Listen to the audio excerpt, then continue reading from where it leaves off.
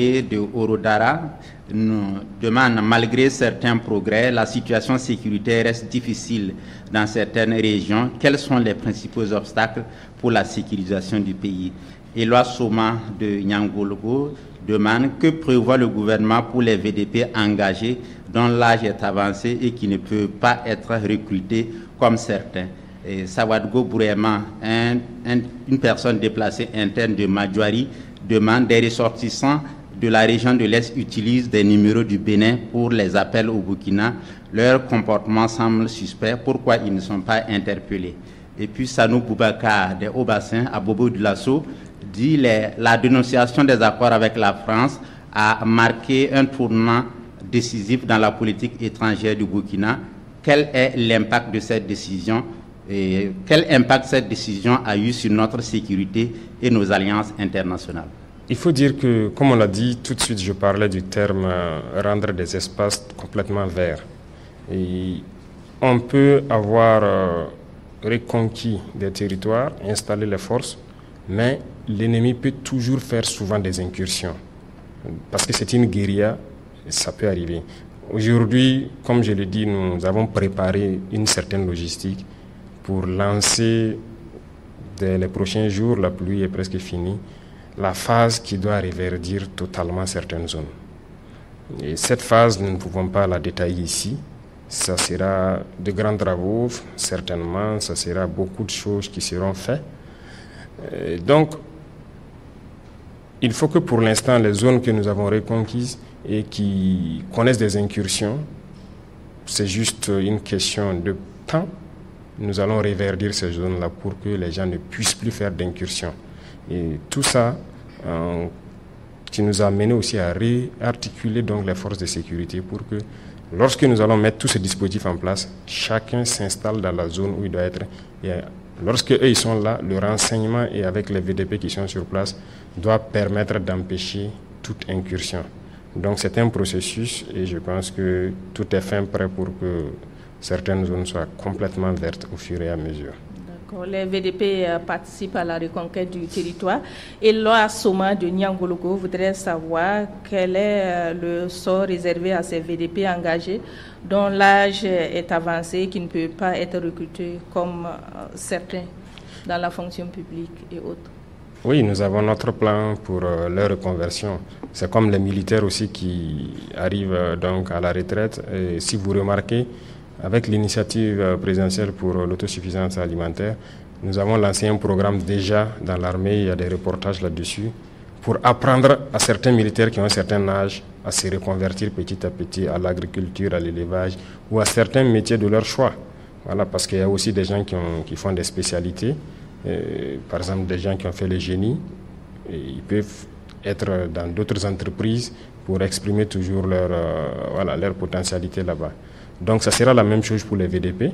Déjà, quand je suis passé une fois à Bagré, j'ai échangé avec des VDP là-bas où j'ai vu qu'il y avait beaucoup de personnes âgées qui ne pouvaient pas être recrutées et qui avaient déjà demandé à avoir des terres au bord de certains points d'eau pour l'agriculture. Donc nous avons instruit donc la BVDP pour mettre tout en œuvre pour que ces gens-là puissent s'installer et produire. Donc nous encourageons donc les VDP à ça aussi, ce qui a mené dans certains points, si vous remarquez, ils font la guerre et ils produisent en même temps. C'est en même temps une formation et nous voudrons, lorsqu'on veut les désengager, qu'on puisse les accompagner à s'installer dans leur domaine de prédilection pour continuer donc leur effort de contribution donc, au développement du Burkina Faso. Sawadgo Bourema de Madjouari, dans l'est du Burkina, voilà, il nous informe que des ressortissants de la région de l'Est utilisent des numéros du Bénin pour les appels au Burkina. Leur comportement est suspect. Pourquoi ne sont-ils pas interpellés?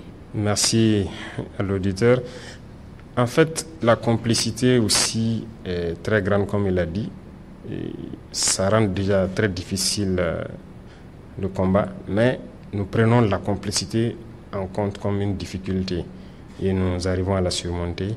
La zone de Madjouari, comme il a dit, beaucoup de zones, certaines zones à l'est ne sont pas accessibles. Ça fait partie des 30% donc, du territoire que nous devons reconquérir. Ce sont des zones de forêt et ce sont des zones assez difficiles en termes de combat. Mais des individus qui prennent des numéros étrangers, qui appellent et tout, c'est sûr que peut-être ils ont d'autres intentions ou bien ils sont déjà mêlés à d'autres choses. Mais nous attendons d'arriver sur le terrain et reconquérir et voir ce qui doit être réservé à ces gens-là. C'est ce que je peux dire, mais pour l'instant, on ne peut que faire des spéculations, si je peux dire, sur la question, puisqu'on ne sait pas pourquoi ils appellent, ainsi de suite. Mais nous savons très bien que beaucoup de gens ont été interpellés dans la région de l'Est pour complicité avec les terroristes. Ils les ravitaillent, en tout cas, ils se donnent corps et âme à prendre des pistes pour aller ravitailler les terroristes. Beaucoup ont été interpellés. Nous continuons aussi des opérations dans ce sens-là. Donc, ils n'ont pas à s'inquiéter. Je pense que Madjoari, on va y arriver. Nous partons dans les hauts-bassins avec M. Sanou Boubacar, qui parle de la dénonciation des accords avec la France qui a marqué un tournant dans la politique étrangère du Burkina. Quel impact cette décision a-t-elle sur notre sécurité et nos alliances internationales? Bon, je disais tantôt que notre action est intrinsèquement liée à beaucoup de personnes à l'étranger. Donc la dénonciation de ces accords, c'est une chose, mais ce n'est pas que ça. Il y a d'autres choses qui ne sont pas visibles, que les gens n'ont pas perçues.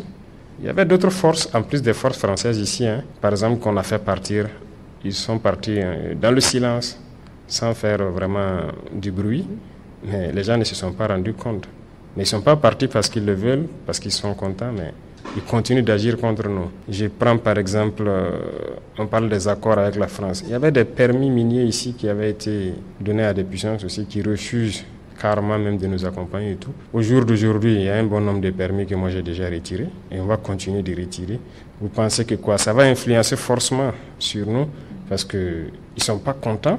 Forcément, sur le volet sécuritaire, il faut qu'on s'apprête. Voilà pourquoi, au tout début, par exemple, nous n'avons pas parlé des permis. Nous attendons d'être à un certain niveau aussi, avant de... C'est par étapes. Je pense qu'il y a forcément un lien, mais nous avons pris en compte cette donnée-là. Amah Diallo revient en tout cas sur la sécurité et la défense. Il est à Dori, dans le Sahel. Et vous avez entrepris la réorganisation de l'armée avec des nouvelles unités et stratégies. Quel est le résultat sur le terrain? Maïmouna Ouedraogo nous appelle de Bitou, dans le centre-est. Elle dit la situation humanitaire est également préoccupante. Et quelles stratégies sont en cours pour assurer la protection et le retour des déplacés dans leur localité d'origine? Ouedraogo Moumouni est déplacé à Manitaba, à Tikari. Il demande qu'est-ce qui est fait, justement comme Madame Ouedraogo de Bitou, qu'est-ce qui est fait pour accélérer le retour des déplacés dans leur village d'origine.